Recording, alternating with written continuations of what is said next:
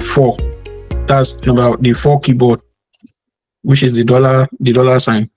So pressing Function F4 now, I have this. So it means that you can see the dollar sign in front of H and also in front of 4. So it has now permanently locked this cell. This cell is not going to, anything multiplying this cell is going to remain here. It's not going to move to anywhere at all. So let's carry out our task. So we still have our 12,000. Now, if we now drag this down, it's going to give us like the normal answer that is supposed to give us. Now you can see this. So now if you now click on this place, you can, from here, this is our formula bar. This right here is the formula bar. And we see D8. D8 is 10,000 multiplying H4. You can see that it doesn't change. It doesn't shift from the 20%. H4 is still the discount cell, the 20% cell. That's H4. If you come to 8,000 as well, you can see D9. D9 is 4,000. That is your column D and row number 9. That's 40,000 rather. And you can see that it is multiplying, it's still multiplying H4. It doesn't change. The 20% is filled there. It won't change at all because you've already locked the column. Can you see? Okay, now you can even see our formula very clearly. Now you can see that, you can see this blue demarcation, or let me just say blue area, multiplying this red area. So it's not going to move. It's just going to remain permanently there. Now this is absolute referencing, not mixed or relative. The relative is the default one that is going to shift from 30%, come to this black space. If you don't specify the locking, that is the default configuration of Excel. From anything you are doing on Excel, the default one is just for you to move from one cell to another cell. But once you attach the locking, it automatically locked that particular cell. And like I said, the cell is a combination of columns and rows. So you can see that we apply the dollar sign both in front of H and in front of 4, just to lock the cell together. So now, if you want to calculate our new price, that is any customer buying rice is going to be paying right now, it's just going to be the normal price, which is the 60,000 minus the discount, which is now 12,000, and then you click enter. So this customer now is not paying 6,000, is going to be paying 48,000 after applying the discount. So, and you just drag down to get the last customer, which the customer that is buying yarn, the normal price is 30,000, but after applying the discount of 20%, which is 6,000 naira, the customer will now be paying 24,000 naira. So that's all about absolute referencing. Now coming to mixed referencing. So we are having the same set of items and price, but now we have different discounts. Like maybe your oldest customer, you want to give them 30% customer, your like normal customer, or the customer that has just joining or just patronizing you recently, you want to apply a 10% customer. And for the customer that are in between those two, you want to give them 20%. So in essence, you are applying different discounts for each customer. So maybe we have like 5 customers buying different items. So now the first item, which is rice, we still have the normal price to be 60,000. So we are still going to carry out our locking here. Now, what we want to lock for the 10% discount people that we are applying 10% discount on is this particular cell. And for the 20% discount, we are actually going to lock this cell as well. And for the 30% discount, we are going to lock this cell. And like I said, just follow the pattern of columns and rows when you are dealing with cell referencing. Now, this 10% now, we don't have, we have our 20% discount amount in H4 initially, but now we want to apply 10% discount, 20 and 30. But this 10% now is in column what? Is in column E and is in row 15. That's E15. Because a cell is a combination of columns and rows, or we call it rows and columns. So now let's apply our discount to this particular price. So this is going to give us 60 multiplied by 10. And when we press enter, yeah, we have 6,000 as the discount. on 60,000. Now, if you drag this down, sometimes if you don't want to drag down, you can just double click on this. You bring your mouse. You can see this plus icon. You just double click on it. It's going to highlight all the answer. Oh, okay, yeah. So this is what I'm saying now. If you just click click on your mouse pad, you can see now that 10,000 is no longer multiplying this 10,000 again. This 10% discount is now multiplying 6,000. If you go back to our formula for 60,000, if you click on it, you can see that 60,000 is multiplying the 10%, which is actually the normal price, which is the normal discount, which is the normal thing that is this thing is actually supposed to do. Now, if you now come to this place, this 10%, which is the discount for noodles, if we click on it, you can see that the 10,000 is now it's actually supposed to multiply 10% to give us our answer, but now it has shifted from this cell to this cell. It's now multiplying the 6,000, which we calculated for the discount for rice, which is actually is not actually supposed to be so. It is meant to stay in this particular cell. So to adjust this, we have to fix our formula. So we go back to the formula. So what we need to do now is that we want to log this particular cell, this 10% cell, and to log this cell, like I said initially, we'll log both the column and the row, because a cell is a mixed is a combination of columns and rows. And to apply that locking, all we need to do is press function F4, or on some other people keyboard, press just F4, or you press the dollar key on your keyboard. So pressing function and F4 now, we have I've logged this column. Oh, sorry. So this multiply by this. Now this is our answer. That's the normal answer. Now applying it to the rest of the column. Okay, I haven't carried out the locking yet. Function and F4.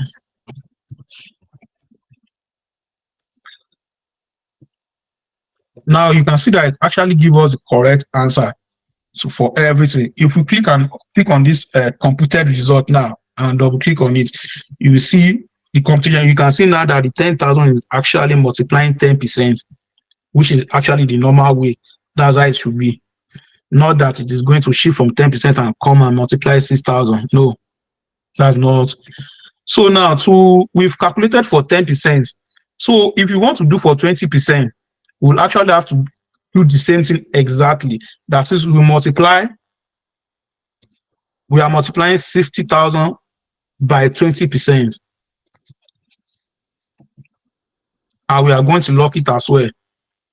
So pressing function and F4, we've locked that cell as well. So, and it has calculated our discount. That is for the 20% discount. But now this is where the missed cell reference now comes into play. Take for example, you have like maybe you still have 40% discount, 50, 60, or the way maybe to like 100. Obviously, you wouldn't want to do it. Is going to be tiring doing it one by one. You know, you come to 30%, you do the same 40, 50, and maybe you even have something like probably maybe 100 columns. You can't, obviously you won't want to do it one by one, because it is going to be taskful and it's going to be tiring. You are going to get bored. So what now comes in now is that is there a particular way whereby we can just do for 10, 20, 30 at a time, like just calculate for everything at a time, like just make life more easier for us. So that's where the missed referencing comes into play. So I'll go back now and start from 10%, so that just to show us how we can do everything at a go.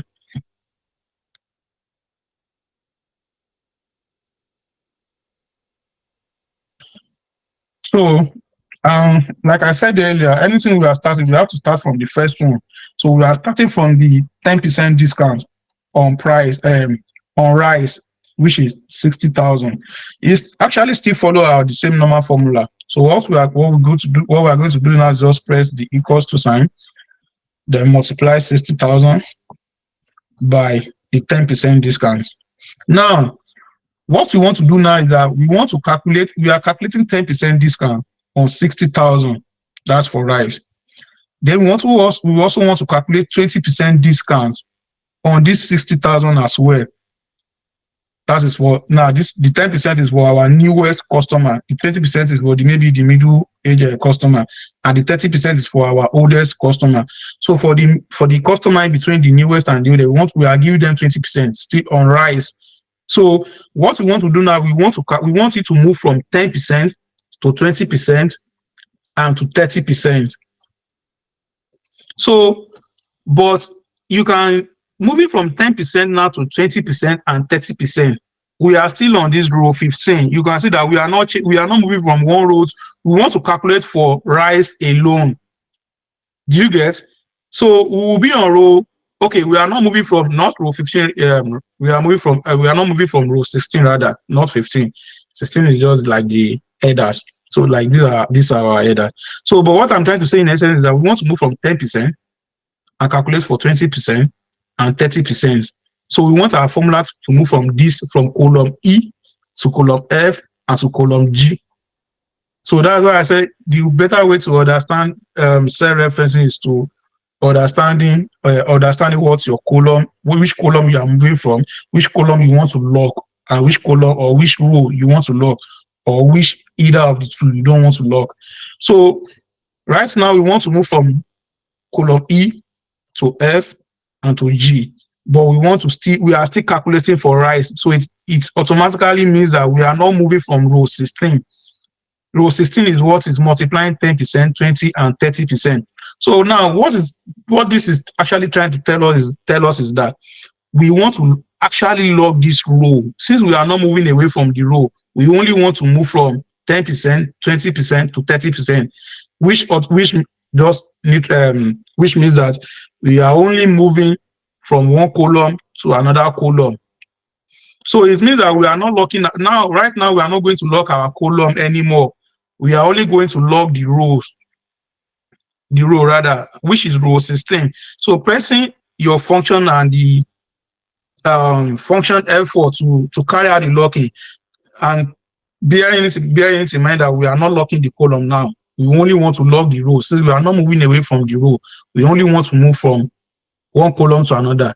So pressing the function and the F key now, you can see that the dollar sign appears in front of E and also in front of 15, but that's not what we want. So you press it again. Still, you hold down your function key and press the F4 again. So when you press it again now, you can see that the dollar sign now is in front of 15. Do you understand now? So what is now saying is that it is now locking row 15 and not locking the column. Do you get? So for the discount part, this 16 now is for the price part, and the dollar $15 is for the discount part. So we are locking the row. We are only locking the row, but we are not locking the column. And please, I made an error the other time. So the row we are locking now is row 15. Actually, we are still locking the row. We are not locking the column. So hitting enter now, if we hit enter, this computation is correct for the 10% discount on 60,000 for rice. Now, if you drag here now, you will see that it actually computes the answer for us instead of coming here again to carry out the locking on 20%, like writing your formula again. If we click on this answer now, you can see that we actually haven't carried out the full locking here, but what you can notice here now is that it actually stay on the column. That's the F column.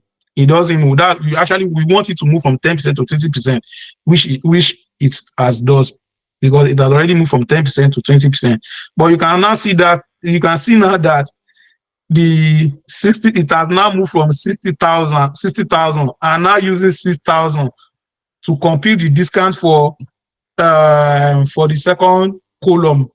That's for the 20% discount, which is actually not supposed to be. So it is actually meant to stay in this 60,000. It is not supposed to move. So it means that we are going to rewrite our formula again.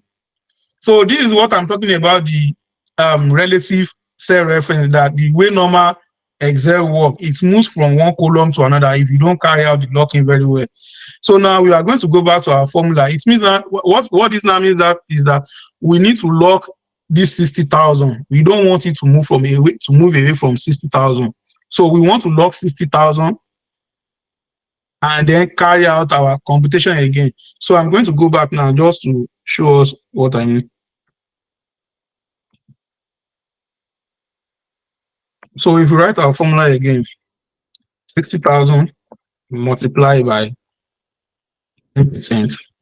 Now, like I said earlier, we want to move from 10% discount to 20% discount to 30% discount. So we are not locking the column because this is in column E, column F, column G. So we are not locking the column for this particular part of the formula.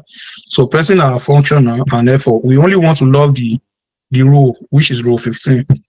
So press our function F4 and the dollar sign is in front of 15, which means that we have logged the row. We are not locking the column. You can see there is no dollar sign in front of E. Or let me just say at the back of E. Do you understand? So the dollar sign here is just signifying that it is locking 15, and 15 is our row, but it is not locking the column. Now, the other time when we check out the result, we notice that it moved from 60,000, it moved from this particular cell and comes to this cell, which is not supposed to happen. It is meant to stay in this 60,000. Do you get it? So now, what we need to do now is that this is the you can see the blue part is for this D16, and the red part is for this $15, which is for the discount. This other part is for the price tag. So now, if we don't want it to move away from 60,000, what do we need to do?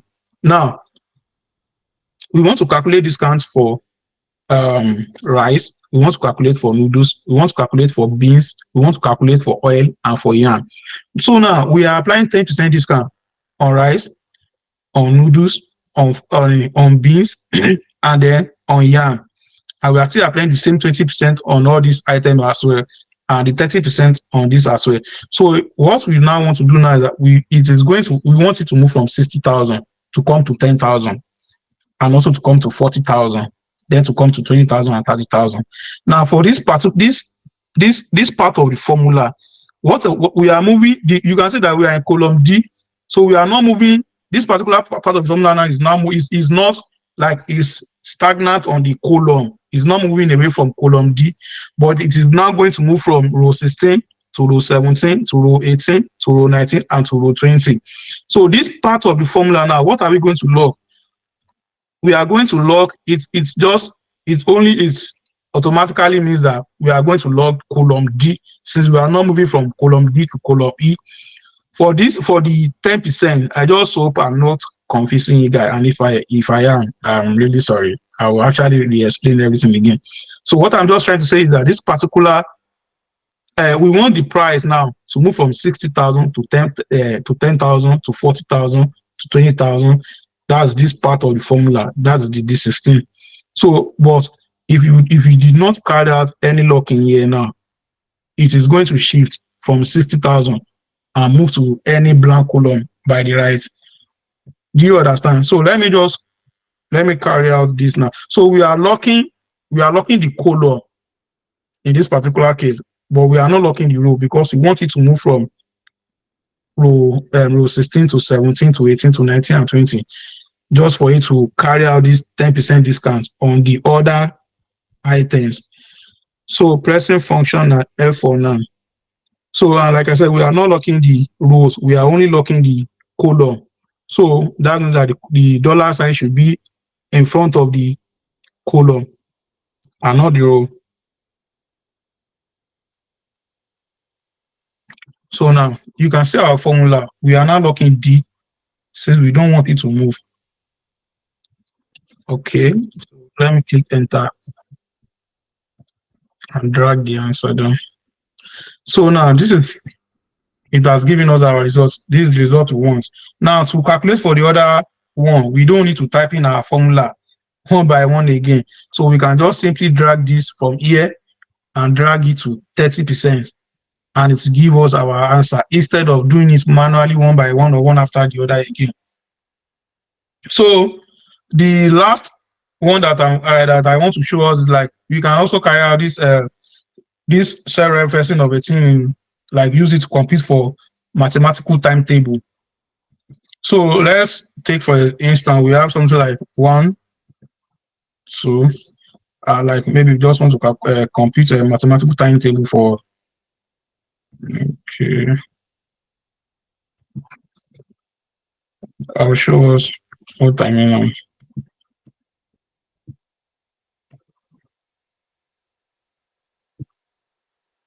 So we have that, and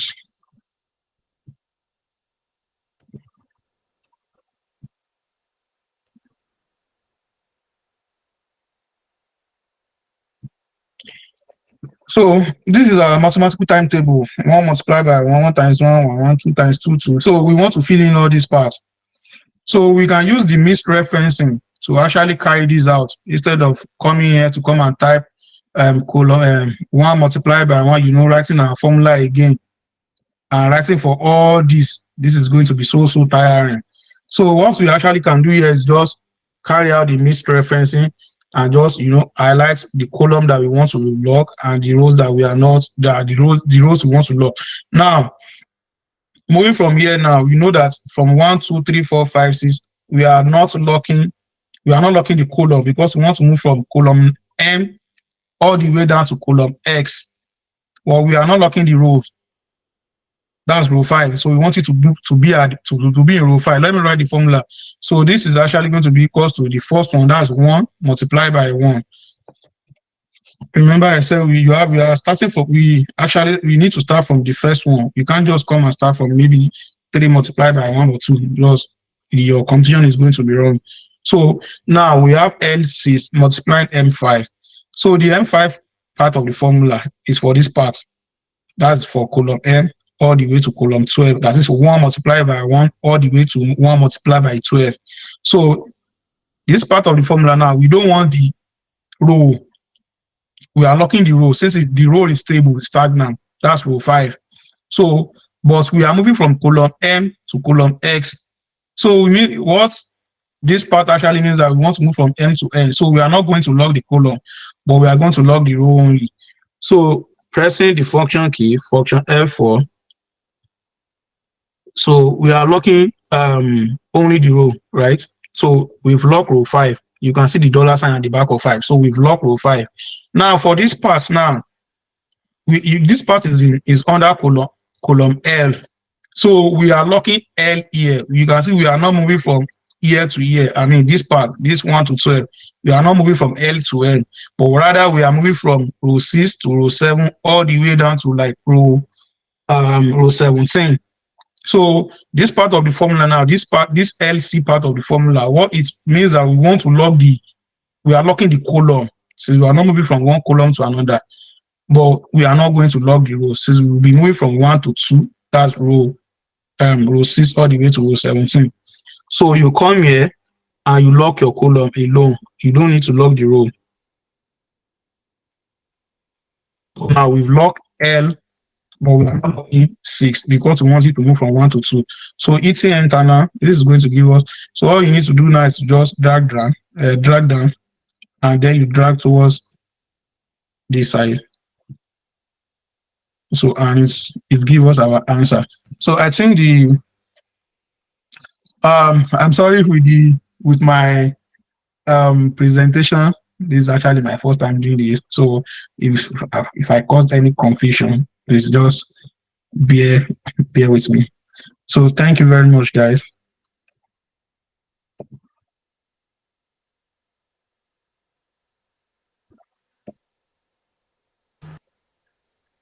Thank you very much, Mr. Oluwaseun Thomas. Please, if you have any questions, please ask your questions now. He's still in the house. If you have any questions, please raise your hands. Folakemi Shola, please ask your question. Okay, ma. Thank you very much, ma. Good evening. Okay, so my question is that after writing the function, like maybe probably the first one we did where we wrote maybe anything like L after locking it and getting the answer, and then we have to drag it down to get the answer for the other one. But the thing is that whenever I drag it down, I don't see that and stuff on my laptop to click for it to like bring the answer for the other one. I don't even Okay, understand. thank you. If you want to drag down, you have to put your at the corner of the cell, you will see like a plus icon, like a little plus icon. Make sure that the plus icon show before you drag down. If you drag down, like if you don't drag down with the plus icon, it's not going to give you the correct this thing, the correct computation or the outcome. So just make sure you bring your mouse to the corner, to um the down part, the corner side of the cell until you see that plus icon show. So when the plus icon show, then you cannot drag it down, provided Yes, that sir. your formula is correct. Yes, I worked. Thank you, sir. All right. Okay. Thank you. Thank you very much, Mr. Makinde. If you are ready for our second tutor, please thumbs up. Let me see your thumbs up. Please react. Let me see your thumbs up. I guess we are all ready. Yeah, so please let's welcome Mr. Adelusi Michael. Oh, Makinde Ishola, you raised up your hand. Please, do you have any question? Makinde No, it Ishola. was a mistake. Oh, okay. Lyrics, Abby, do you have any question? It was also a mistake. Okay, please, let's always check this. So let's welcome Mr. Adelusi Michael, who we are all familiar with. He will be our second tutor on Excel. He taught us on our last class, and I believe you guys are all happy to see him today. Mr. Michael, are you in the house? Hey, good evening, Adiza. Can you guys Good hear me? evening, sir. Yes, sir. Okay, good evening, everyone. Good to be back again in the class. I hope we all again, Mr. Thomas class. So, I presume you actually took us over with our last class, which I might not really have to go back over again. Then we can just move on to the rest of the content for this week. But I don't know if anybody have question or input or contribution regarding last class before we dive into today's schedule. I don't know. Let me see if I can remember anybody's face. If you were able to apply what you learned last week during the course of the week and you would love to share what you've learned so far with us before we move into the class. I think Mark Inde Olushola was in class last week and Michael Oluwakayode was in class. I'm not so sure. Oh, Ishola Joseph.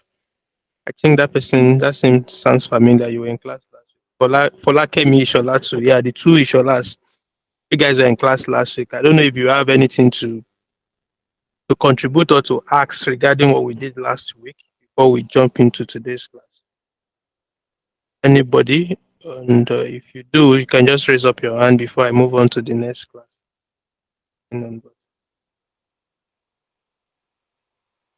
Okay, I will take everybody's silence to be a no, that everybody understood what we did last week. No concern, no questions, and anything to bother about. So today we will be, I don't know if I should do a brief. Yes, you're welcome. No question for now. Okay, no problem. I don't know if I should do a brief recap or Shuluashin has done a brief recap before I stepped in. Let me quickly share my screen. So I assume everybody can see my screen. So let me move on to Adidas executive we were working with. And I walked you guys through cell referencing, if function, if or plus. And I believe we were able to which I believe we were able to go through over the week and probably been able to add one value or the other to ourselves through the class. And I think I've been in the class for a couple of minutes now, and I had Mr. Thomas walking us through referencing a function and the other ones we've done. And so today we will not be doing so much, and we just be doing count if and sum if. Yes, count if and sum if. Then today we'll be making reference to our data sales from Adidas. And that is what we'll be using to carry out the operation of count if and sum if. So yeah, I believe we all can still remember this particular table, particular sales table from Adidas. So we'll be making reference to it today, and from here I can see we have some numbers of columns. We have retailer, invoice, region, states, and all that. So we'll be making reference to it, and I believe somebody will be wondering how do we make reference to it. And I think when I was still learning Excel, the first thing that came to my mind is how will you be on one particular Excel sheet and be making reference to another Excel sheet? It's quite possible, and that's what we'll be doing when we are doing our count if and sum if. So looking at this, okay, I think the zoom only affected this. That means I have to zoom out this as well. This one is 142%.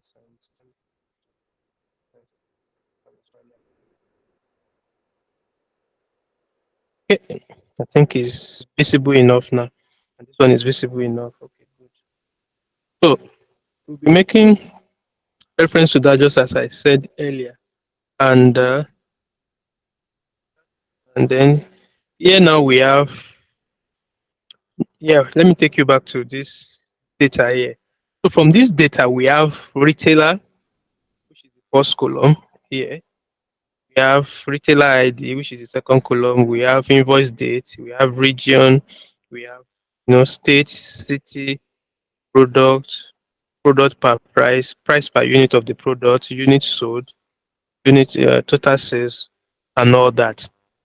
But then you can be working on another sheet, let's say on this particular sheet, and be making reference to what is happening here. So now, moving to this count if. Count if is basically, we look at this row now, we have Foot Locker, we have this retailer side. We look at this retailer column now by clicking on this drop down, and don't forget, I don't know, let me even assume that we all remember. And I don't know, Adiza, is there provision for giveaway tonight? Or you answer question for your benefit. Let me know if there is. Actually want to ask a question now. So can someone remind me, okay, probably there won't be giveaway from this particular question. It should be a common one. Everybody should be familiar with. Can someone remind me what I asked you, the first thing to do when you see a data set? The first thing to do before you even start working on the data set? Can you raise up your hand if you like to answer that? Okay, go ahead, Coyote. We have to convert it to a table. So we Okay, highlight amazing. Thank you very much for thank you very much for that. That shows that we are all following. So the first thing is to convert this to table, which I think I did last week. And you just, all you need to do is to highlight the old table by pressing Control A, and you highlight the old thing, then you press Control T. So from that Control T, you pick your whatever table design you like to pick and all that. So you don't need to go back over that again. We all know that. So from that, we'll be able to see, if you click on this drop down, now, you'll be able to see every item we have here. This thing is just a repeated occurrence. Let me speak a layman English. Like this particular column we have here now, this particular column, all the entries we have here, everybody can see. Okay, let me zoom out so that we can all see. Yeah, great. So if you can see here now, you see Foot Locker. Then if you scroll down, you still keep seeing Foot Locker, and probably you see other things. From there, you can see Walmart. Next, you can see Sport Direct. You can see West GA. You can see, a lot of things. You can see Sport Direct. You can see Amazon. You can see different things. Then you begin to wonder, how do I get to know the number of foot lockers I have in this row? How do I get to know the number of Walmart I have in this column? How do I get to know this and that? So by clicking on this, gives you overview of everything you have here. Distinct, there's what they call distinct count. Then this filter will have showed you the distinct count of everything you have here. So basically it's telling us that in this column, we only have Amazon, we only have Foot Locker, we have Coils, we have Sport Direct, we have Walmart, we have WestGear. So from this place now, if you can decide to say, okay, it's only Amazon entries I want to see. You can decide to say it's only Foot Locker I want to see, only Sports Direct I want to see. You can decide to say only Walmart I want to see. Then you just say on select, or then you select anyone you want to see. Amazon. Then you press OK.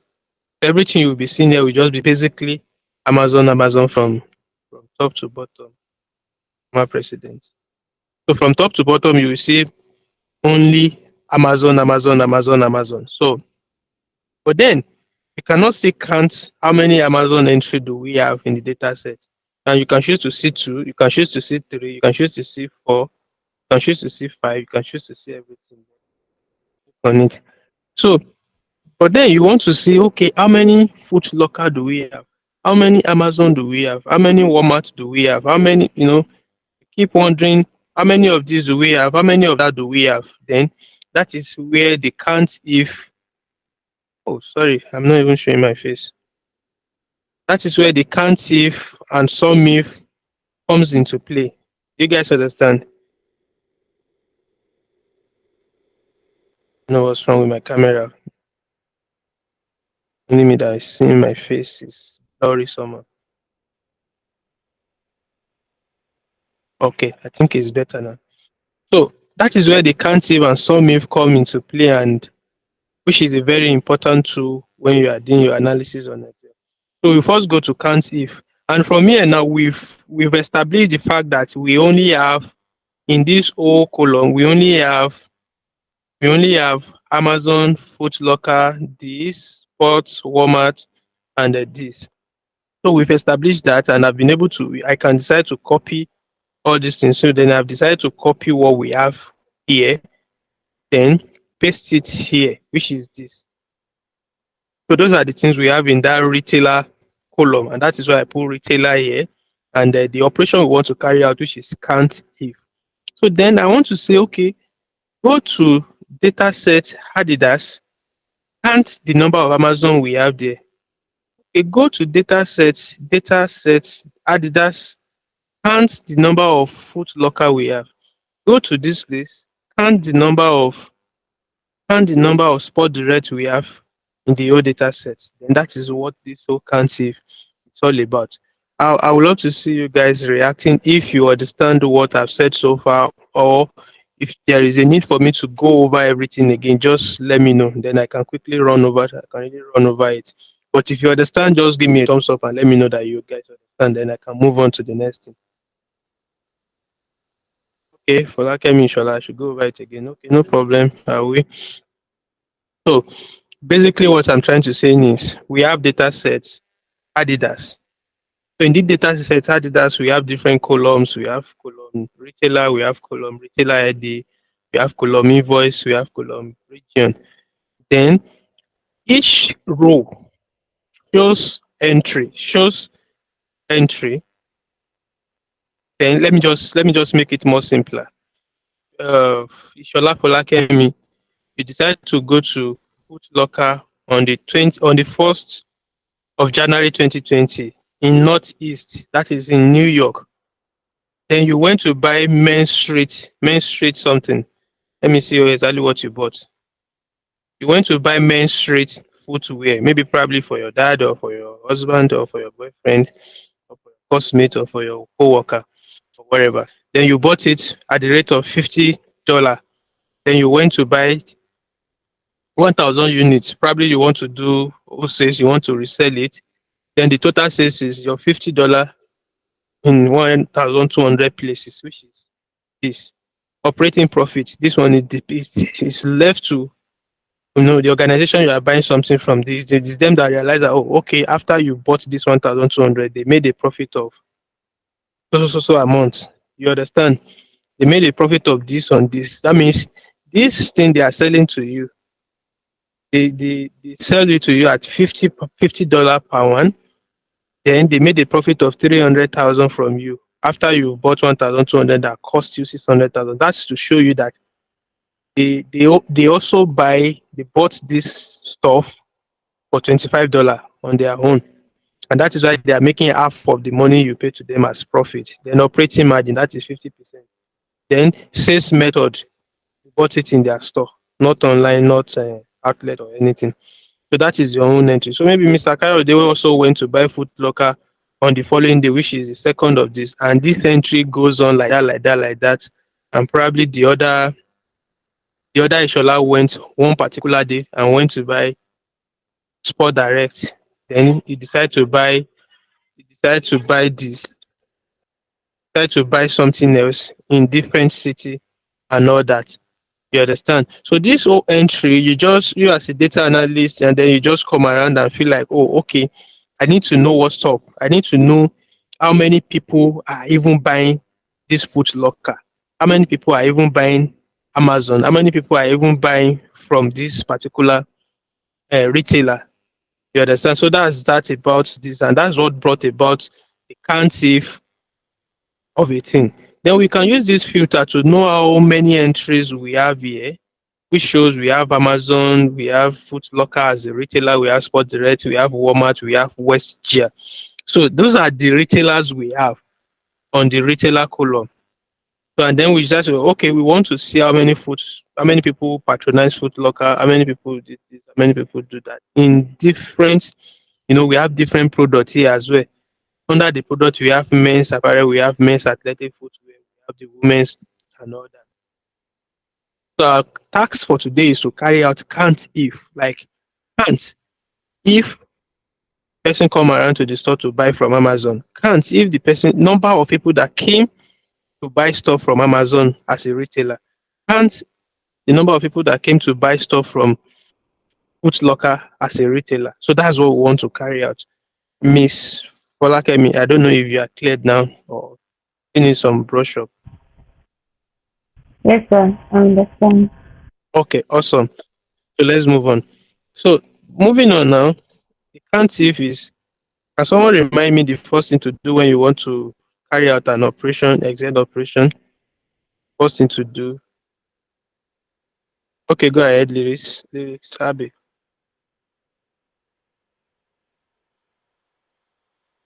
Lyrics, Abby. Don't know if you are a man or a woman. Maybe your mic is mute. You raise up your hand. Is equal to Equal to, awesome. Thank you very much. So put on our equal to sign. Then the next thing is for us to type count if. By the time you press count if, it pops up. Then you click on it.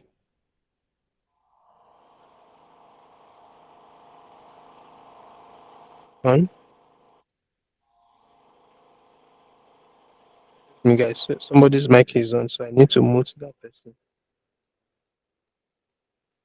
Okay, thank you. So then you press equals to count if. Then it's giving us suggestion that, oh, what range and what is the criteria. Now it's asking us that you want me to count, so where do I go to count? You understand? I can say count. If I say go to this place and count, then I go say that means if I already made this a table, I can say go to retailer and count any of this. But now I say count if, then I want to make reference to my table. So what I need to type is what is the name of my table? And the name of my table is table 1. Table 1. You can name your table anything. I can try to go back to the table and try to name it table Adidas, or I name it Adidas, but I choose to name it table 1. So then you press table 1. So by the time I type table 1, it already knows that, oh, I'm referring to data sales of Adidas. I can try to name the table to be data sales Adidas for easy recognition sake. So whatever you name your table, immediately you press count if, then you click on, then you type the name of the table, then it says table 1, then I click on table 1. So the next thing is for me to open a square bracket.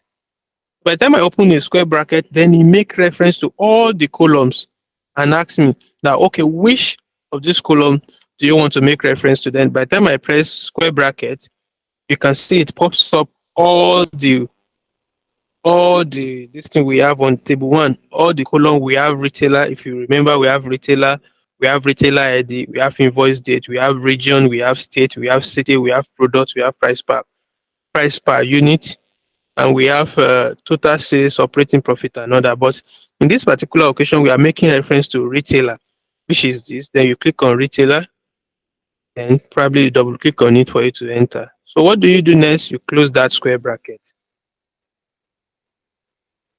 Now he's asking you what is the criteria. Like when I get to retailers table, when I get to table one, which is data sales of Adidas. Okay, you ask me to go and check retailer. Okay, good. When I get to that retailer's column, do I just get to retailer's column and start searching for nothing? Then it's asking me what is the criteria. So the criteria will be go and check for so thing. Go and check for Amazon, go and check for Foot Locker. Already I've know that in that retailers table, I have Amazon as a retailer, I have Foot Locker as a retailer, I have Sport Direct and West as a retailer. So when I get there, which of these people do I search for? Then you put a comma and say check for Amazon. By the time I say check for Amazon, I close the bracket, then I click enter. Oh, so it's telling me that about 949 people patronize Amazon on that data set for that particular year or period of the years. So, had been I've converted this whole stuff to table now. The moment I click enter, it will populate the rest of the table. But then I did not convert it to table, and I probably can use this to drag down to know how many people patronize Foot Locker as a retailer, how many people patronize this. Then I can drag this down. I don't need to start writing the formula again. I can drag it down, then it will populate it. But I don't know if we understand the explanation up to this point. So if you do, thumbs up will definitely help so we can proceed. And if you don't, you can raise up your hand or you can ask question or you can let us go over it again. So can you let me know if you do understand or we want me to go over it again? Okay, thank you, Dayo. Obviously, you understand the explanation. So any other person, do we have to go over it again or you all understand? Please, how did you come about the table one, sir? How did you get the retailer column? Sir. Okay. Okay, let me attend to those people before I come back to Folakemi. The table one, as I said earlier, yeah, it's not necessarily your own has to be table one. I think somebody said I can't find table one. When you form this table, whatever you name it will be your table's name. So for you guys to know that this thing is not a fixed something, let me rename my table to be Control Alt this, Control Alt this, done. Then I can rename my table. So you can press Control Shift. Let me explain how I did I highlight the whole thing. Had there been there is this particular place is not there, you can easily press Ctrl A to highlight the whole thing. But if you press Ctrl A, most likely we still had Adidas and not this their logo. It will still add it to the whole thing. So it will be messing up your work. But if you have all this thing there, then you form a table and you want to rename the table, just click on the first entry here, which is the retailer. Click on it. After that, press Control Shift. And after that, there will definitely be a button on your keyboard, which is showing arrow up, down, right, left. Then you are moving to the right. Click on press right. Then price will select to the extreme, and then after that you press down. And that means you've highlighted the whole thing. So from there you can just scroll up back, drag it to the left. Then I mean, I converted this into table. Since I've not converted this into table, Control A,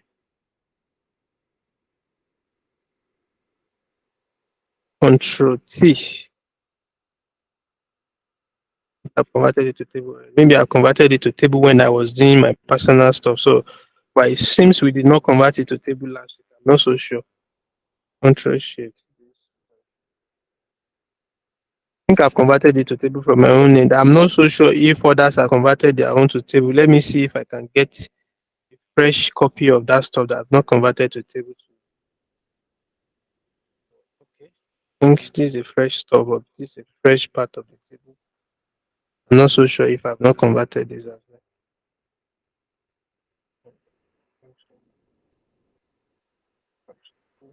Converted everything to table already. So it depends on what you name your table.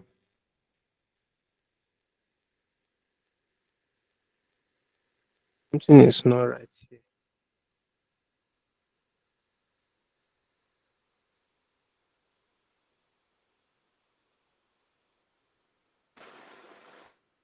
Something is wrong with this my Excel. I think I need to check my settings because it's not even showing formula bar.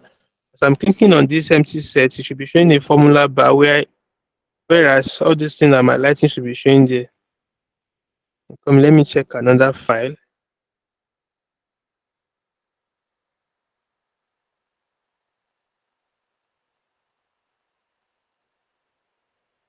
Moment, please.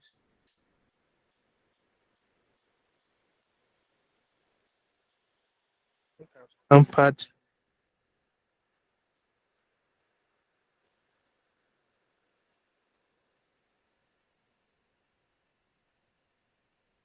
tampered with my settings. Not showing not showing the full screen mode. Supposed to be showing something.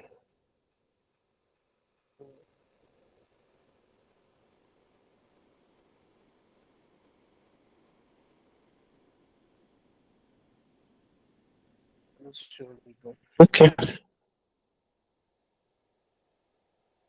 I'll find out, but I think something is wrong with my settings. So immediately I click on this. If I click on this $56, it's supposed to be showing a formula bar at the top here, whereby I can actually, if I'm not, I think I said something like that last week. If I did this one and supposed to be showing a formula bar somewhere around here, such that if I don't want to make any, if I don't want to type whatever I want to change here, I can click on that formula bar and type whatever I want to type there. So I think something is wrong with my cell settings that I need to figure out. So, and by the time I even click on control, that's by the time I click on control A, I should be able to get it. So let me address. I'll try and fix that before next class. Let me address those two questions. I think it has skipped my mind what the question actually was. Let me see. How did you get the retailer column? Okay, Ishola Joseph, I'll look into that. I think there's another person. Please, how did you come about the table? Once is it Ebun or Ebu? I think okay, Faith. Faith, please, do you have access to the file? Are you following, are you practicing on your own as I'm doing it? Let me know so that I can address your question the proper way. Faith, are you there? Hello? Faith. Okay. Since you are not there, maybe we have to move to the next person because I need to be sure if you are following, if you are doing it practice with your She own is, laptop, she then I just can actually answered. walk you through. She said Okay, yes, sir. okay. Yeah, okay, we take typed, right? I'm practicing also. Okay, good. So your question is, how did you get the retailer column? Let me go back there and explain so that you can walk through it as well.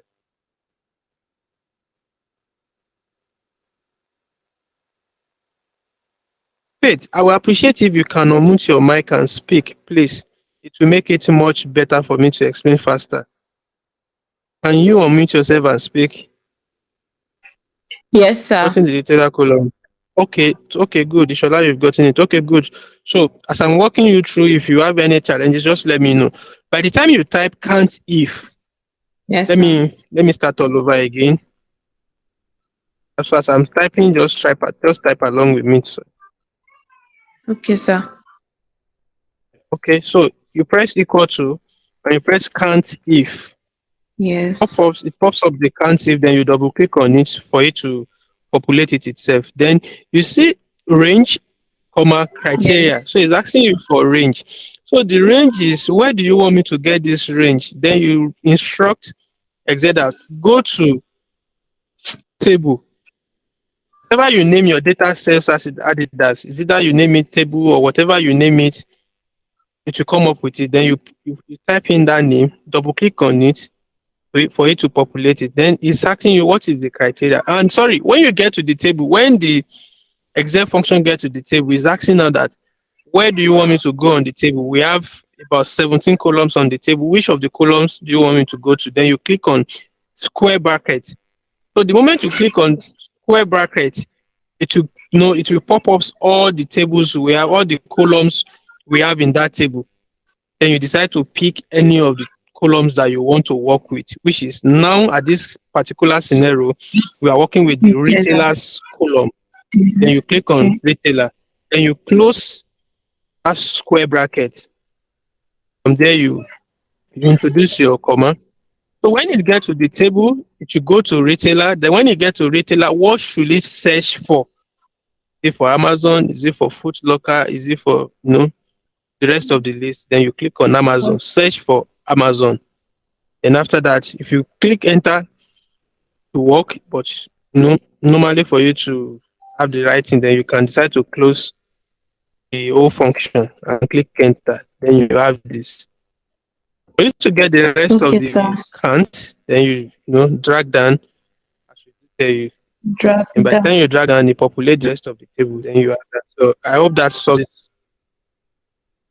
Yes, You're sir. able But to get it.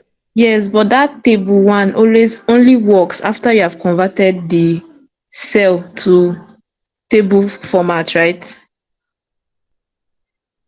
That what? Sorry. I don't know. Maybe it's my That network or your own network. okay. I think it's my network. The table one that you put in the range, Okay. it only works when you have Yeah. converted the Adidas spreadsheet to Yes. Yes. Yes. table Yes. format. Yes. That is when it works.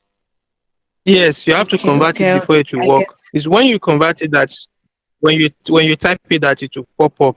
So that is the only condition to it. Is Okay, Shola okay, I get it Shola now, is able sir. to Thank sort you, his sir. own issue? Okay, good. I have a question. I didn't find table one. Okay, thank you. You're welcome. So Fola, Kemi, Shola, have you been able to sort your own challenge, or we still want us to look into it? No, no, sir, I've not. I've only decided the count is or table two, table three. I didn't see anything like table one.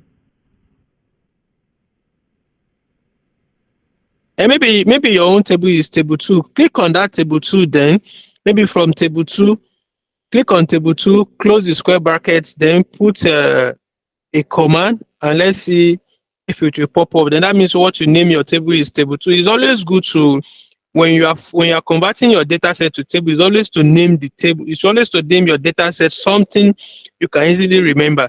And that will definitely help you and go a long way instead of leaving it as a table one, table two, or table three. I hope that helps.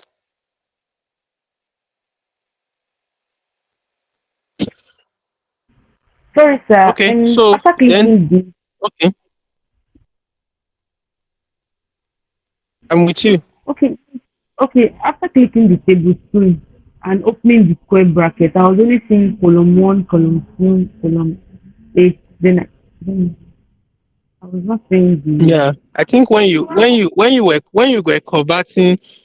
were converting your data sheet to table, you didn't click on the fact that your table already has an header, so that you can use your first row. You can convert that first row to header. That is why you're having column one, column two. Do you know how to share your screen? Can you share your screen with us on your PC so we can all see what the error looks like? Okay, sir. Is it possible for you to share your screen?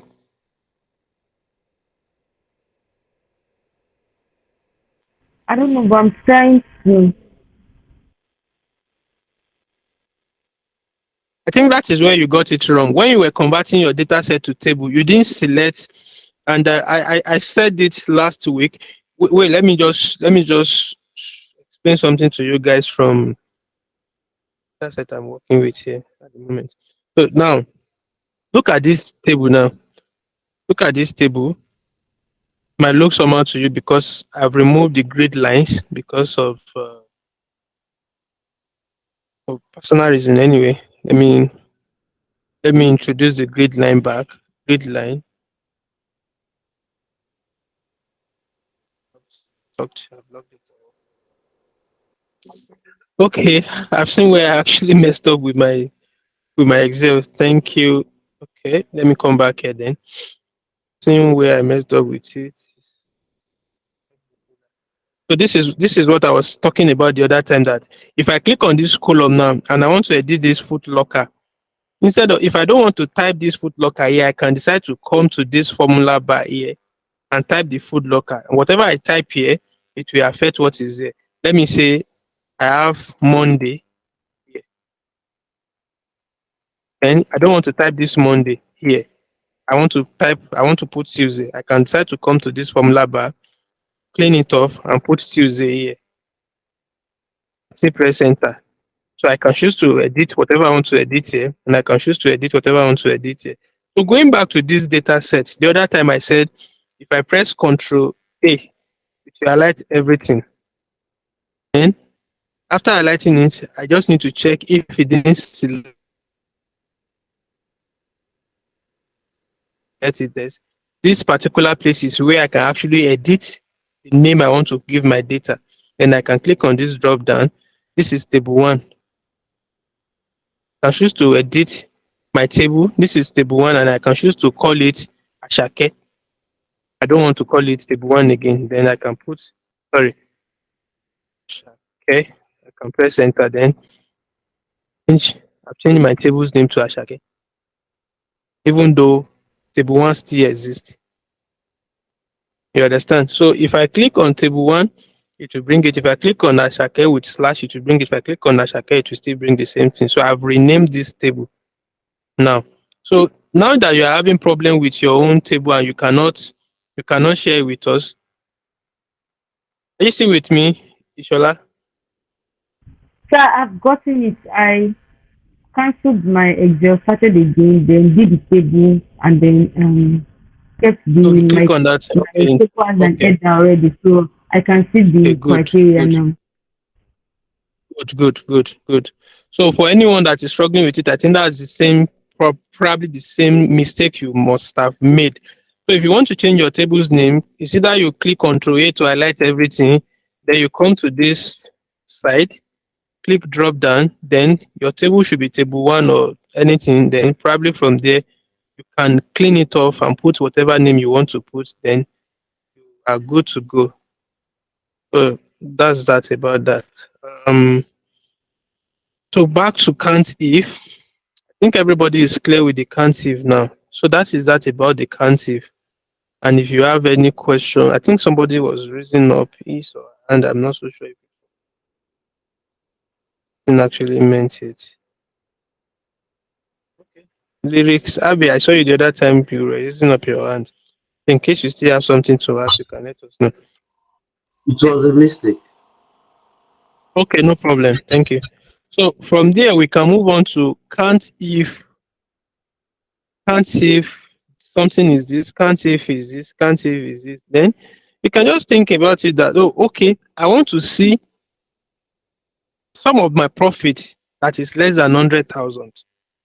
I want to see how many of my profit is less than 100,000. I want to see how many of my profit is greater than 100,000. I want to see how many of my profit is equal to 100,000.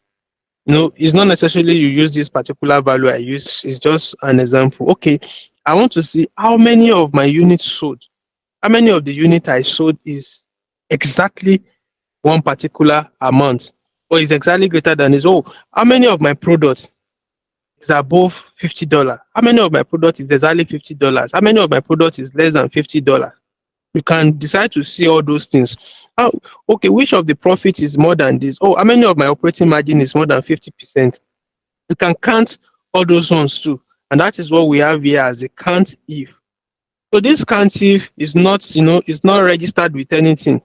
Whatever we want to count is what we definitely look into. So if you want us to, anything you want us to count, somebody can just tell us, what do you want us to count?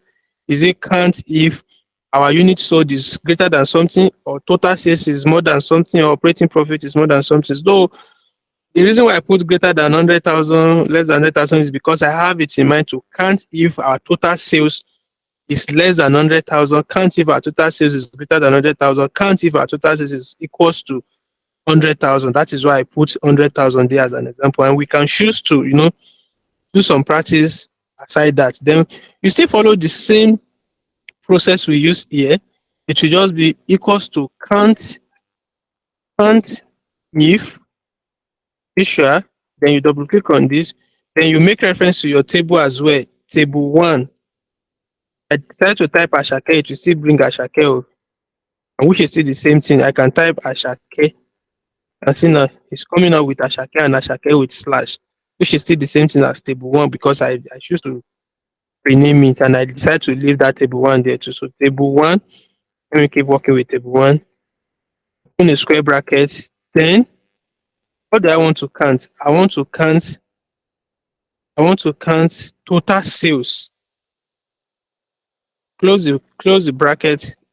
If this, the only difference between this one is now we cannot click on this because we need to put it in a square bracket. I mean, we need to put it in a quote, because it's not what's it called? It's not a categorical variable.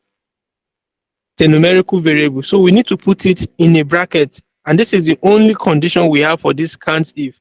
When it is a categorical, when it's numerical variable 1, 2, you cannot see this exact figure the way it is written here in your table.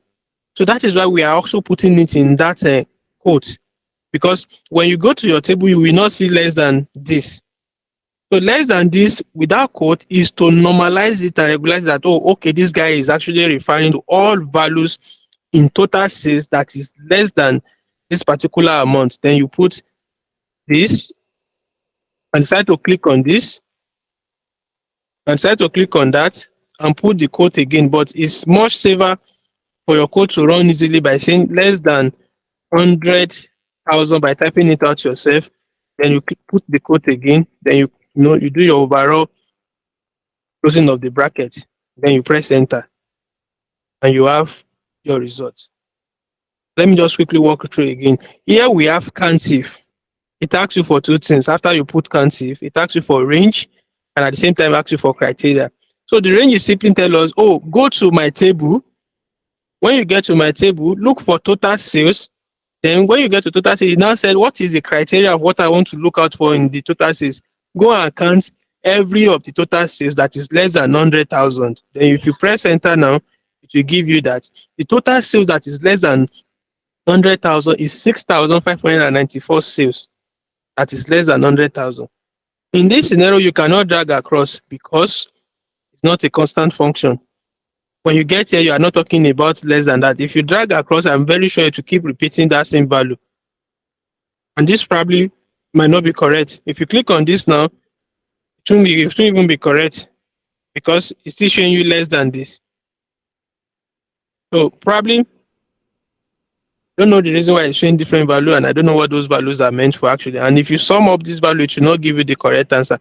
And the reason why we cannot drag across the way we've been dragging across from other one is because the function or the operation we want to carry out here is different from this, and the one we want to carry out here is also different from this. So that is the reason why we cannot drag this one across or drag it down or drag it to the left. So dragging it across will not give you the correct operation you want to get. And you guys can take, I'm coming, let me just, you guys can take note of what the answer is here. At the moment, if you drag it across, we have 8,005 something, we have 9,006 something. By the time you write the correct code, it will not give you the same thing. By writing the correct code, we just change this one to what? Greater than instead of less than. And you click on enter. See now that the value is not the same thing.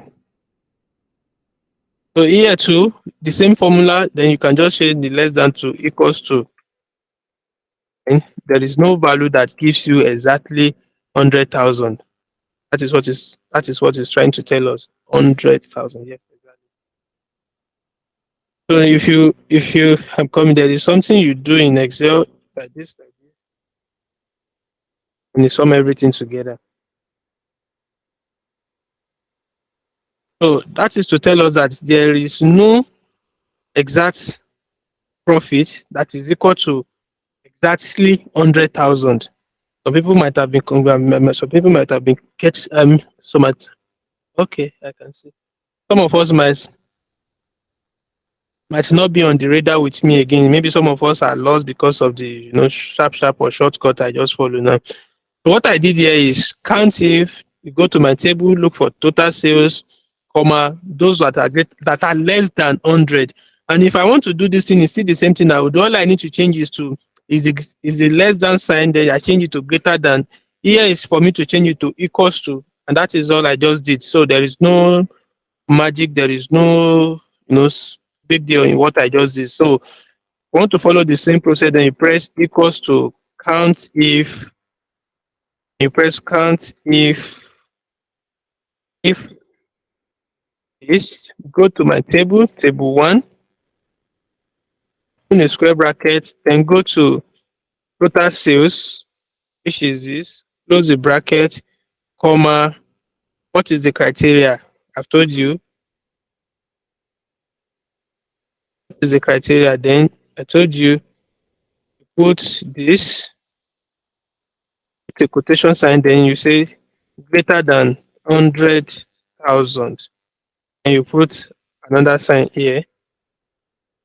You click on enter, you have your answer. I think this one should be less than 100.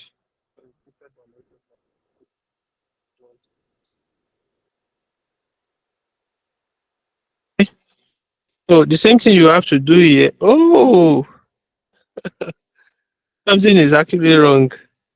I'm coming. Let me show you. Let me show you guys something I just noticed now. Something went wrong here. I'm coming. Let me show you guys something. Okay. I want to drag this thing across and see what the error will look like. Okay. Okay. Okay. Okay. Yeah. I don't know. Let me open this for 2 seconds for you guys to read through. I'll open the three for. Let me say I'll open the three for. This is just to show us those who are really following this class and who are following everything step by step. I will open each of these formulas. I will open it for 5 seconds. So whoever is able to dictate what the error is, I have a gift for that person. Let me open it now. I'll open this formula, which is the correct one. I'll open it for 5 seconds, study it. I'll open this one. These two are wrong, no doubt about that. But I want anyone that can actually figure out what makes it wrong or what went wrong with the formula. I have a gift for that person. Okay, 5 seconds. We have 1, 2, 3, 4, 5. 5 seconds gone. Then let's see this one. 5 seconds again. 1, 2, 3, 4, 5. 5 seconds gone. Then let's open this one for another 5 seconds. Then we have 1, 2, 3, 4, 5. 5 seconds gone. So I want to see who has noticed what the error is all about. First person, the only Isholas that are in the class, the two Isholas. Okay, the Ishola Joseph is the first person to raise up his hand. Yeah, Ishola Joseph, go ahead. Okay. So for the less than 10,000, we were on the correct. Yeah, The formula was on the correct. The formula was specific for total sales. Then okay, for the greater than 100,000, After moving Okay. the cursor, yes, it moved to operating Yeah. profit. Like it moved to the next column on our Adidas Awesome. sales database. Then Awesome. also for the same thing for equals to 100,000, move to operating margin column. So, and what can you say about that regarding what we learned last week? What is causing all those problems?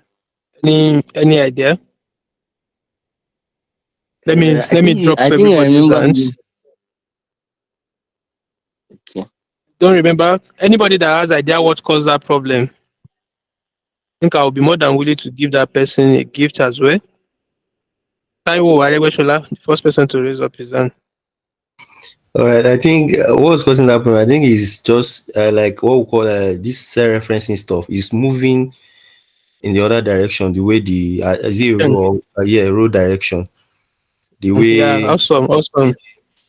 awesome. You perfectly get it right. Adiza, I don't know if you are still on the call. Take note of Shola and Taiwo. Take note of their names so that we can get across to them on their giveaway. Thank All you, right, guys. It sir. shows that you are following and you were able to remember what we did last week.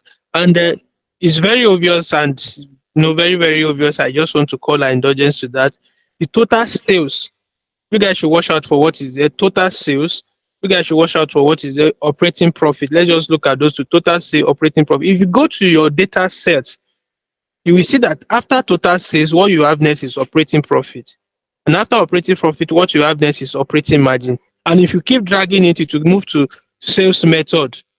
And by the time you drag it to sales method, it will definitely show us zero because sales method is a categorical variable, it's not a numerical variable. By the time you drag it to the next one, it will show us zero because there is nothing to operate it with here, or probably it show us some kind of weird something. Let's just drag it across and see what it will show us. So yeah, then we move it from here now to this one, to this one, to this one, to this one, to this one. Can you see now? It's showing us zero here, zero, zero. The reason being that we have sales method. Sales method is a categorical variable. And here we do not even have anything. Probably it took us back to the beginning, which is retailer. Took us back to the beginning. And retailer is not a numerical variable, it's a categorical variable. Then probably it took us to retailer ID next. You see? Retailer ID. So what is trying to tell us, what this thing is trying to tell us there is by the time it got to sales method there, instead of it to move on to this side, then it went back to the beginning. Like this, like this, like this again. So it's an amazing something. Once you understand the basis of the whole thing, then you have no problem. You have nothing to worry about. It. Then Control A, delete. Control A, delete. Then from here, so what we need to do here after this, then we can just decide to write our code again or write our formula again. Let me stop calling it code. We are not on Python yet. So just to write our function again, we call it count if. Count if we have from here, we have our table name, which is table one. Table one. Then we open our bracket. Then we go to retailer, not retailer this time around, the total sales. Then we close the bracket, and comma, both greater than 100, 1, 2, 3, 100,000.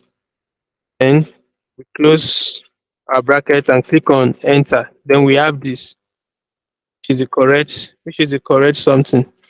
So from there, we move on to which of these things is equal to 0, is equal to 100,000. And if you want to know if this thing and this thing is correct, it's very simple. If you add this and this together, look at this now. Let me just show you. It's a simple way to know if what you've done is correct or wrong. Now we know that our entry starts from row 6. You can see here our entry starts from row 6. So if our entries start from row 6, what is the last value we have here for our entries? Then our entry, these are just basic knowledge of something we can, okay, this is our last entry. Our last entry is 9,653. So then if you minus that 6, from it, then you'll be able to get the exact number of data we have. Then you can just make use of your, you know, I don't know, somebody can just punch that for us. 9,653 minus 6. If you have the answer, you can just send it as a message. Let me just type it on my own phone. 9,653 minus 6. Then we have minus 5, not 3, sorry, minus 5. That's 9,648. We definitely count this number 6 along with it. Yeah, 9,648. Good, thank you. So 9,648. So by the time you look at what you are doing here, if we sum everything here together and it's not equals to 9,648, then that means something is wrong here. So what we need to do is we can say, okay, sum, normal sum, then it's asking you, what do you want to sum? Number 1, number 2, number 3, then you can just drag everything across, press enter, which is to show us that this thing is correct. Then if I say sum this, sum this, say sum this, oh, excuse me. If I say equal sum this and this, and is equal to this, obviously this thing is not correct. That means it does not tally with this, which means sum of our total sales is equal to 100,000 in the real sense. So all we need to do is you can choose to minus this from this to get this, or you write the same formula and see. So if we minus this from this, it will give us minus 9,581. It will give us 67. So if we write our code here correctly, I think we should be getting 67 as well. So let's write it. We say equals to count if. Some of us might be like us. Those of us that doesn't really like maths might start thinking, what's this guy talking about? Now it's still the same thing. I'm just, the other technical way you can check if your analysis are getting on point or not. Count if, then you take me to table. Take me to table. From table, take me to total sales. From total sales, then comma, take me to where?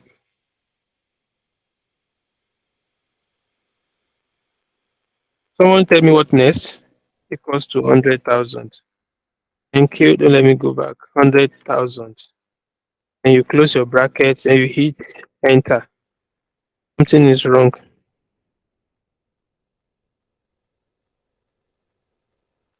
Can't. Can't if, not just can't. I did can't. So, and that is why it's giving me the wrong answer. So it's supposed to be can't if. Sorry. Can't if. Enter. 67. And guys see now, then we have 67 here. So I want to do one funny operation just to call our attention to something which I think I missed last week to tell us. In mathematical operation, we have less than, equals, less than or equals to, greater than or equals to, we have equals to itself, we have not equals to. So in Excel, if you want to write your not equals to, can somebody tell me how you write your not equals to? Shola, I will not take you. I know you might probably know it. Anybody? I think there might be a gift for that person. How to write not equals to. I've shown you guys how to write greater than, less than, greater than or equals to, less than or equals to. Don't type it on Google. Somebody is trying to ask Google what it looks like. Not equals to. So this is out, and I've written it today, or maybe you guys didn't pay attention. That question is no more on the floor. Shola, I've told you I will not take it from you. No, you will definitely know it.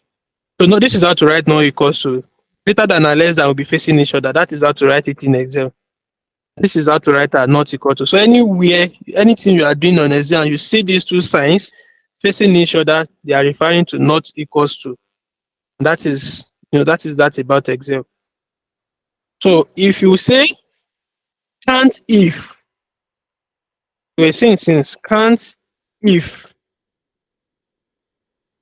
this, we have table 1, Open this. Total sales not equals to 100,000. Not equals to 100,000, just as I told you guys. This 100, 1, 2, 3.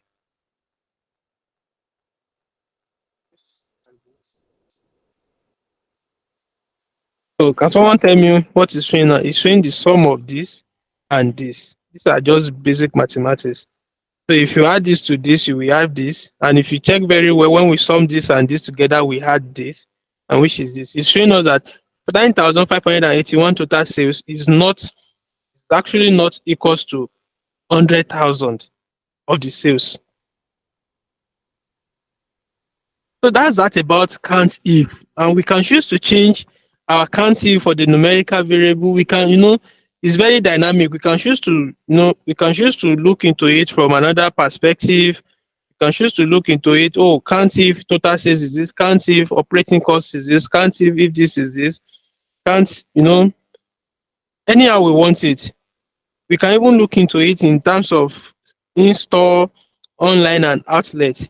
We can look into it as well. That, oh, let's look into this and count it. We can choose to, okay, copy those three, put it in that side, and probably form something like this again. Form something like this again, and say we want to know how many of these things is being sold in store, how many of these things is being sold in online and through outlet, through online store, and through the in-store. Like somebody comes to the store to buy it, somebody plays another online, somebody try to buy it from their outlet and all that. So we can do all those count if for all those things, and then we can at the same time go to the data set again and say we want to do the count if. We want to do the count if for something else. Everything we have here, we can do count if, sum if, count if, sum if. We can do it for everything we have here. And what is the purpose of doing all this thing? The purpose of doing all this thing is when you are building your data, when you are building your dashboard, Excel dashboard. I don't know if I have any Excel dashboard there, or if I can just type a Google to Google and so that you guys can see what Excel dashboard looks like. Excel dashboard. Excel dashboard. So when we are building an Excel dashboard, you see the beautiful part of those. This is what they call Excel dashboard. This is what they call. So let me stop saying Excel dashboard. This is what is called dashboard. You can use Excel, you can use Tableau, you can use Power BI, you can use anything to be your dashboard. So don't let me customize it for Excel. So this is what a dashboard looks like. And when you're talking about dashboard, this is what a dashboard looks like. And when you're talking about dashboard, you are talking about the sales performance, of everything, how everything is being worked. I'm coming. Let me see if I can see any of the dashboard I've built in the past and probably show us what it looks like. Assignment, Excel dashboard. I'm not so sure if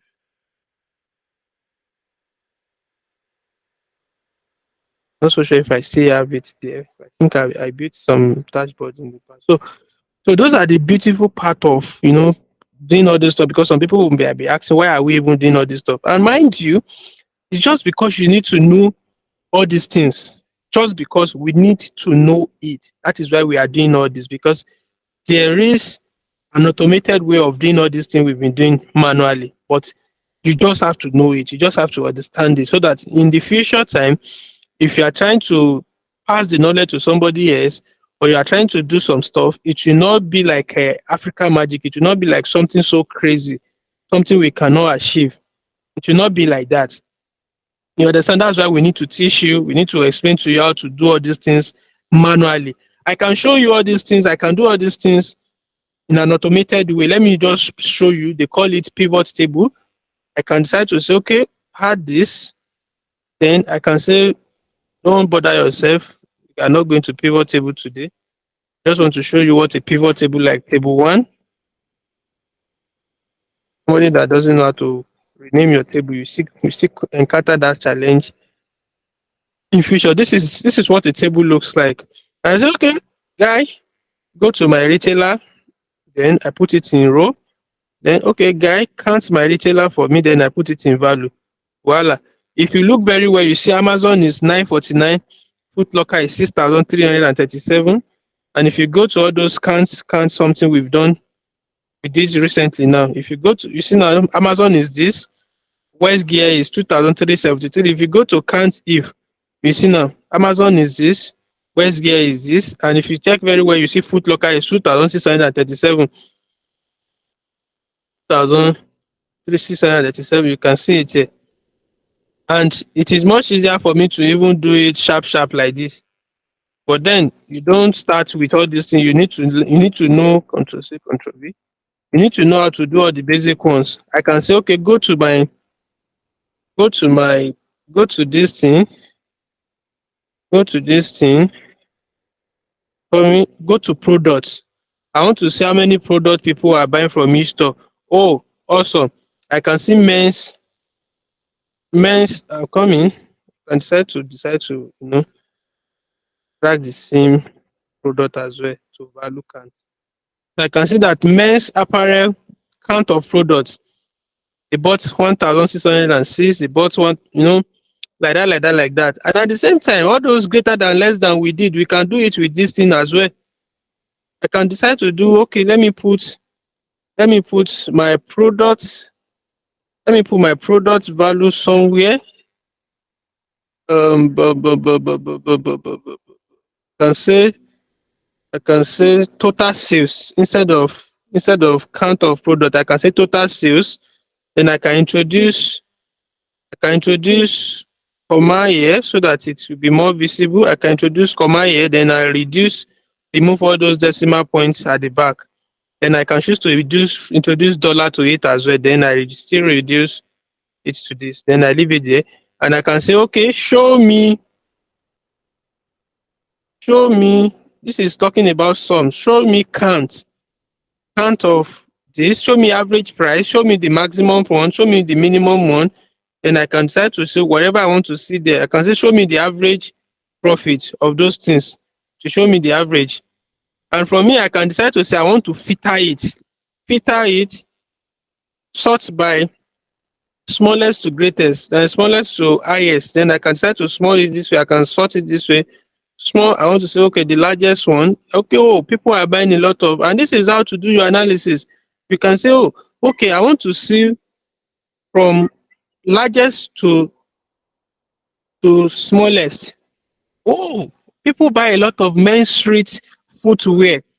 And after men's street footwear, people buy a lot of women's apparel. You start thinking about why do people buy a lot of men's street footwear? Is it because, sorry, I'm not trying to throw shades. Is it because when men are celebrating their birthdays, their wife used to buy them boxers, their wife used to buy the ordinary slippers for them, and and that is how you start thinking about business problem. You start thinking about business solutions and all that. And this Adidas, a lot of people bought men's street footwear. Why? Why is it like that? Why do people buy a lot of men's street footwear? You can decide to like, oh, okay, I want to visualize all these things. I don't like the way I'm seeing it in figures. Let me go to insert, and from insert, let me go to recommended chart. From recommended chart, let me see column chart. It won't be a bad one. Then I can visualize it in a proper way. I can visualize it, and I can choose to design my visualization so that you guys can see it better. Let me design my visualization and put it in black so you can see better.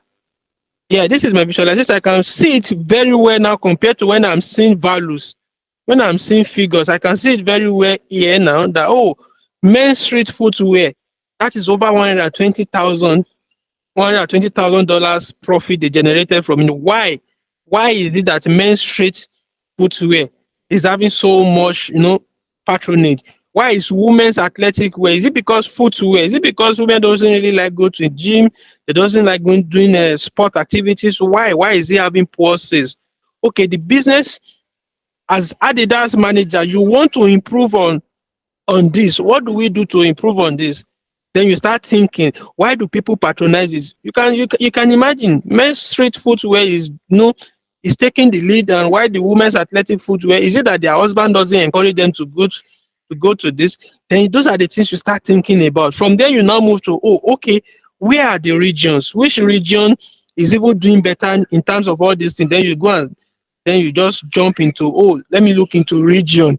Let me look into state. Let me look into cities. Then you let me look into region and remove city. City will be a lot of job. Then let me look into region. Then you can put region. Which of the region is doing better? Then you start looking at it that, oh, this is in this particular region. What is happening here? This doesn't really look nice. We can decide to change. We can decide to delete this and change our this thing to another graph. Not necessarily we use that particular graph. Then you start doing different analysis and start looking at it. Oh, which region is doing best? Which region is giving us the best of this profit? Which region are we having the best profit? Control C, Control V. I want to start all over again. Control V. Let me just do it this way. Then I just remove products and then probably put region here. Then you start looking at it. Okay, sort from largest to smallest. Then you start looking at the southeast of United States of America, which is our focus. Southeast of them, dollar. Command them, put $1, then reduce it to this. Then we can see Southeast is generating 133,000. Why? What is happening in Southeast? Why is Midwest? Why is it this worse? Why is it terrible? What is happening in Midwest? You can have a chart that relates this with this. Then you start thinking, why is it that in Midwest people are not really buying? And if you look at it very well, people who are not buying this Midwest, they might probably be buying all these women's athletic stuff. That's people that doesn't really have much sales. And that's where we start having a lot of analysis. Then from there you move into your dashboard, construction of your dashboard. Don't mind my dashboard. So you start looking into dashboard, building your dashboard, and this is what you have to present to your stakeholders, you have to present to your boss, you have to present to whoever you are delivering your job with. Whoever you are delivering your job with does not, they are not concerned about your workings, they are not concerned about all this background work. This is not their business. And in business, you have what they call stakeholders. You have not technical stakeholders, we have a technical stakeholders. So this is what you have to present to them, not all those ones. Then you have to start telling them, oh, this particular dashboard now, it has a lot of stuff which I will just briefly explain to you so that you understand what it looks like. This is Toyota sales performance dashboard, and this is the data table. And the data table, we have salesperson, we have customer age, we have a lot of stuff here. Then when you get to the dashboard, and there is what they call slicer in dashboard, I can say, okay, I want to see. If I click on any of these names now, these are the salesperson. If I click on Suleiman, it will filter everything here. If you look at my screen very well, let me zoom out a little. If I click on any of the name of the salesperson here, it will filter everything here. Look at it very well. Let me click on Derek. You can see it changed almost everywhere. If I click on Shegun, it will change everything. It will change the trend, the trend graph. If I click on Suleiman, it will change everything. If I click on, okay, what did Suleiman sell online? How much did Suleiman sell online? So that is just the beauty of dashboard. When you have a dashboard, it makes it more easy for you to present. I can say, oh, Kenny, what is the Kenny performance in the market? Then Kenny will show me everything. Oh, what did Kenny sell in terms of cash? Those stuff Kenny said inside of that, those stuff Kenny said in terms of POS, and I can start to reset everything and take it back to Kenny says through the whole thing. And oh, what Kenny sold, how much of it was she or he sold to the age group? Was he or she sold to the elders? Or he or she sold to the adults? And those are the analysis you start looking into. Then from there, you get your insight. From there, you get your recommendation for the business to improve and all those stuffs. So that is just the beautiful part about data analysis. We cannot finish everything today, but I can assure you it's an interesting journey, and it's something you will love doing, even for your own personal use and everything like that. So you just need to pay attention to this to be able to scale through all this period. So these are the end product of everything we've been doing. We still get to this dashboard of 18, and you can use your Tableau to build the dashboard.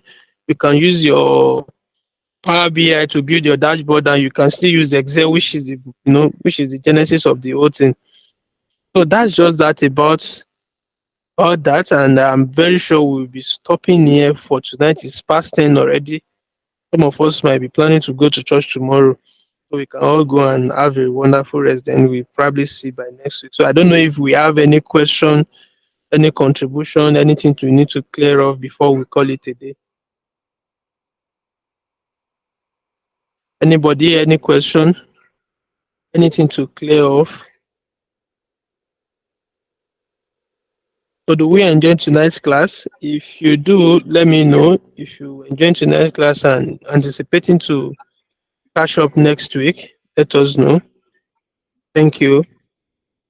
So that's that. There's still so much to learn about Excel. Don't believe you've known everything. You still go to sum if, you still go to VLOOKUP, you still go to index match, and then you still have a lot of stuff to learn in Excel like VBA, the Excel macros and all that. But when you start building the dashboard, is when you realize that, oh, this is what all this thing we'll be talking about. This is what is all about. This is what I need to know. This is this and this is that. And that is when you start, journeying properly as a data analyst. When you see data, you imagine a lot of things coming out of that data. You don't just see data as a data. You imagine transformation. You imagine business recommendation. You imagine insight. You imagine a lot of things. So that's that about that for tonight. And I hope since we don't have any question, I believe and I want to be assured that everybody is clear. So maybe Lisa will take up from there to round up the class. Thank you. All right. Thank you very much, Mr. Michael. Thank you for sharing your knowledge with us today. I hope we all enjoyed the class. Please, if you have any question before we end the class, please ask your questions. Please ask questions before we end the class, please. All right, I guess nobody has questions to ask. Thank you very much for joining us today. We express our gratitude for your participation, and in today's class, I hope you have gained valuable insights. Thank you very much, everyone, and have a good night.